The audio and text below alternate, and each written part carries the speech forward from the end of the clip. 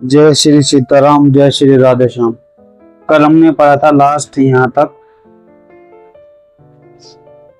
रामचरित्र। पूर्णिमा के चंद्रमा की किरणों के समान सभी को सुख देने वाला है, परंतु सज्जन रूपी कुमुदनी और चकोर के चित्त के लिए विशेष हितकारी और महान लाभदायक है। जो सज्जन है, औरों के लिए अच्छा सोचते हैं, उनके लिए और भी ज्यादा लाभदायक। रामचरितमानस, राम जी का चरित्र। अब हम पढ़ते हैं आगे। जिस प्रकार श्री पार्वती जी ने श्री शिव जी से प्रश्न किया और जिस प्रकार से श्री शिव जी ने वास्तव से उसका उत्तर कहा, वह सब कारण मैं विचित्र कथा की रचना करके गाकर कहूंगा। ऐसा तुलसीदास जी कहते हैं। जिसने यह कथा पहले ना सुनी हो, वह इसे सुनकर आश्चर्य ना करे। जो ज्ञानी इस विचित्र कथा को सुनते हैं, वे यह जानकर आश्चर्य नहीं करते कि संसार में राम कथा की कोई सीमा नहीं है। राम कथा अनंत है, इसका अंत नहीं है।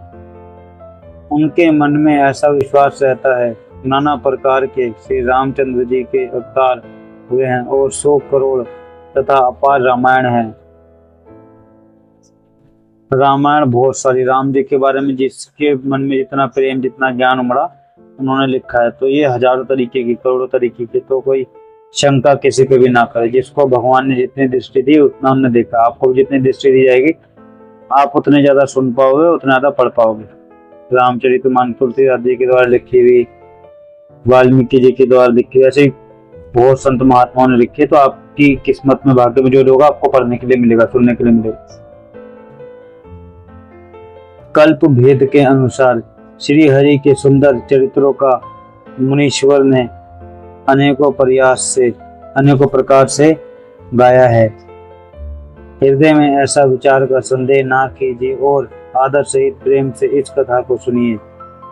श्री रामचंद्र जी अनंत हैं, उनके गुण भी अनंत हैं, उनकी कथाओं का विस्तार भी असीम है। अतएव जिनके विचार निर्मल है, वे इस कथा को सुनकर आश्चर्य नहीं मानेंगे।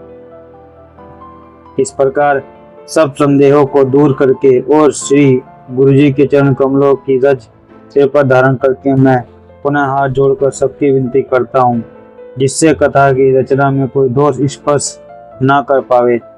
अब मैं आदर पूर्वक श्री शिव जी को सिर नवाकर श्री रामचंद्र जी के गुणों का निर्मल कथा कहता हूँ। श्री हरि के चरण कमलों पर सिर रखकर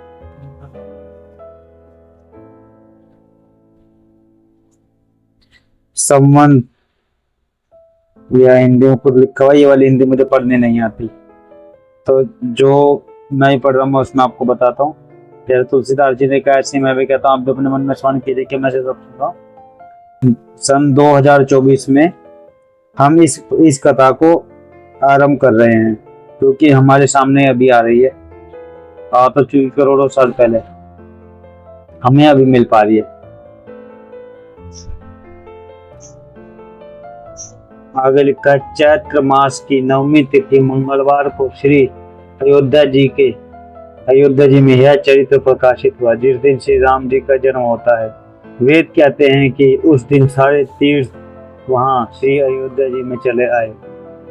असुर, नाग, पक्षी, मनुष्य, मुनि और देवता सब अयोध्या जी में आकर श्री रघुनाथ जी की सेवा करते हैं। बुद्धिमान लोग जन्म का महत्व मानते हैं और श्री राम जी की सुंदर कीर्ति का गान करते हैं। सज्जनों के बहुत से समूह उस दिन श्री सरयू के पवित्र जल में स्नान करते हैं और हृदय में सुंदर श्याम शरीर श्री रघुनाथ जी का ध्यान करके उनके नाम का जाप करते हैं। वेद पुराण कहते हैं कि श्री सरयू जी का दर्शन, स्पर्श, स्नान और जलपान पापों को हरता है। यह नदी बड़ी ही पवित्र है, इसकी महिमा अनंत है, जिसे विमल बुद्धि वाली सरस्वती जी भी नहीं कह सकती। यह शोभायमान अयोध्यापुरी श्री रामचंद्र जी के परम धाम की देने वाली है, सब लोकों में प्रसिद्ध है और अत्यंत पवित्र है।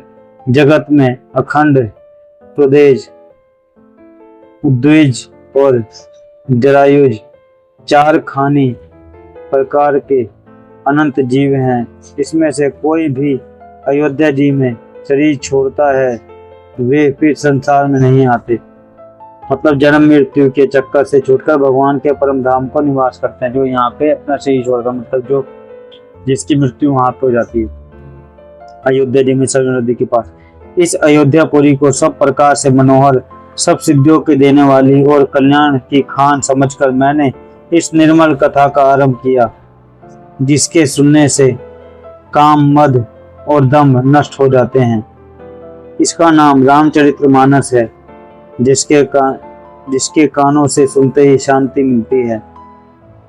मन रूपी हाथी विषय रूपी दावानल में जल रहा है, वह यदि इस रामचरितमानस रूपी सरोवर में आ पड़े तो सुखी हो जाए।